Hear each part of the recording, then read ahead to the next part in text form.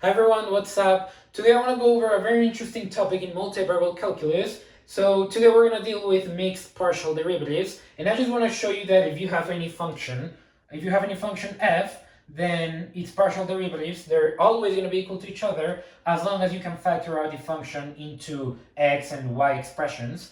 So if you have f and f takes two inputs, x and y, and you can write f as a product of an x expression times a y expression, then this will always be true, okay? This equation, the mixed partial derivatives will always be true, okay? So yeah, I'm gonna show you this proof real quickly.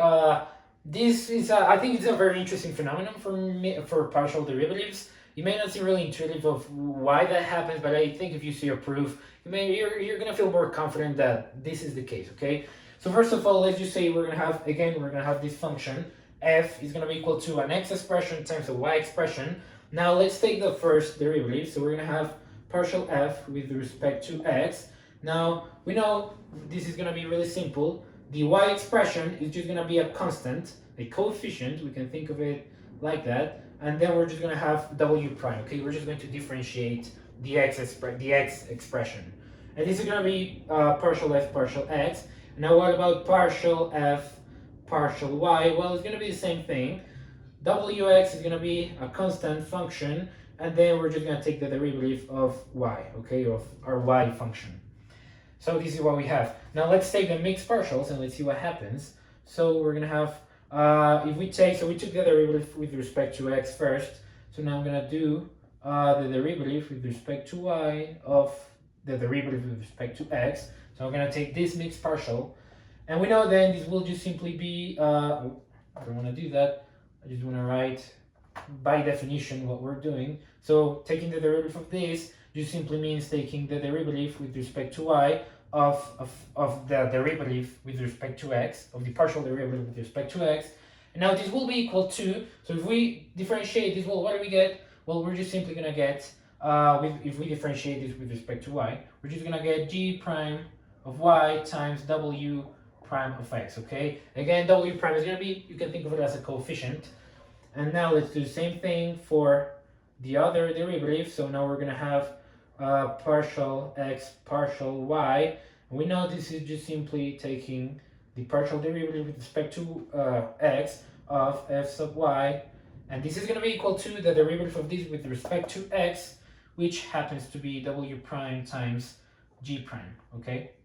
And you can see that, well, these two guys, they are indeed the same factor, they're the same product.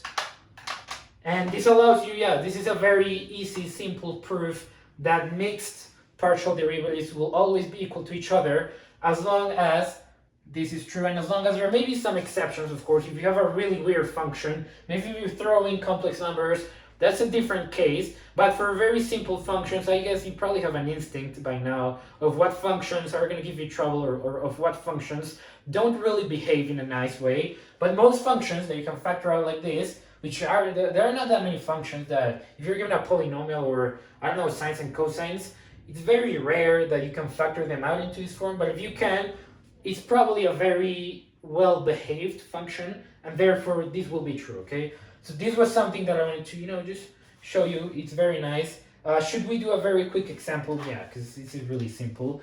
Let's just say we have f is going to be equal to x squared plus y, the same example that we have in here. So now let's see, we're going to have the partial derivative with respect to x, the first partial. We know that's just going to be 2xy. You just simply, y again is going to be a coefficient. And now what about f sub y? Well, we know that it's just going to be x squared.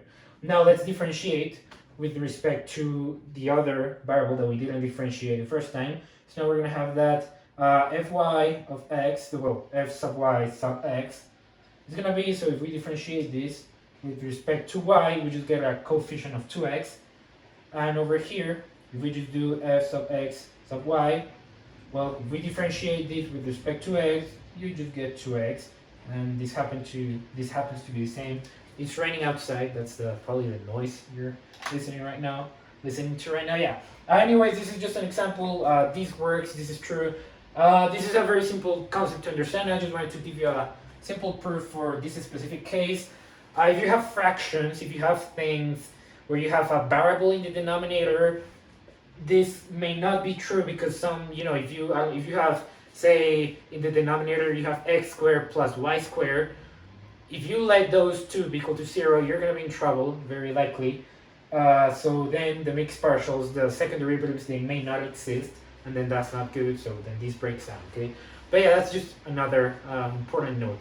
So yeah, that's been the entire video. Hopefully you enjoyed it. This is important to know. And yeah, see ya.